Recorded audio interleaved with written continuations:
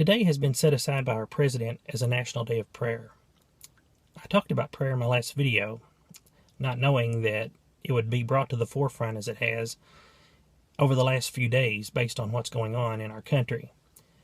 As I said in a tweet last night, we ought to always pray, as that's according to the scriptures. Daily. It should be a daily thing where we pray to God. There's different ways we pray, but in some way, shape or form or fashion, we should be praying. But there's also scriptures that talks about the strength in numbers and the strength of binding together in prayer. So today, my request is this. Let's all bind together in prayer. All of us, Christians and whoever wants to pray, to seek God, and we can see things done.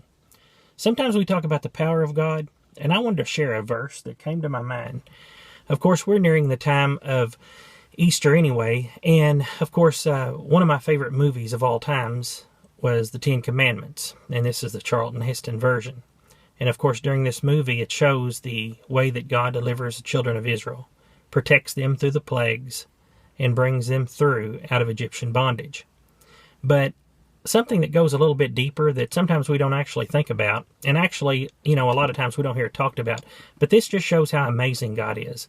And it's in Exodus chapter number 9, and I want to read, you can read the whole, it goes through about 1 through 7 in the verses, but I just want to share a verse or two. And it said in chapter 9, verse number 4, it said, "And the Lord shall sever between the cattle of Israel and the cattle of Egypt. There shall nothing die of all that is the children of Israel." Then in verse 6 it said, "And the Lord did that thing on the morrow," that thing which he had just said in verse number 4, "And all the cattle of Egypt died, but of the cattle of the children of Israel died not one." So that just shows the power of God, that this didn't just affect the children of Israel and the Egyptian people. This got down into the cattle. God protected the Israelites' possessions, their cattle, whereas the Egyptian cattle was dying. Now, they was all in the same country. See, the Israelites was all in Egypt.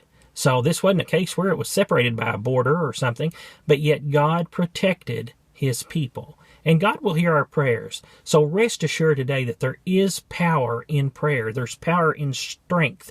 There's power in numbers. So today, let's all bind together as believers in God and ask God to protect this nation. And this thing that has come in can leave as quickly as it came in. So let's believe God, and do you know what? We can see God work mightily. That's what he's wanting to do.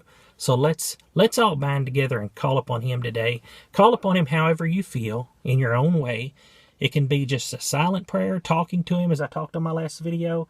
Talk to him as a friend. You can get down on your knees. You can be praying right now as you're driving down the road in your vehicle. Just keep your eyes open when you pray. But, seriously, God can hear our prayers. So like and subscribe to this channel. Hit the bell for notifications, and every time we upload a video, you will get a notification.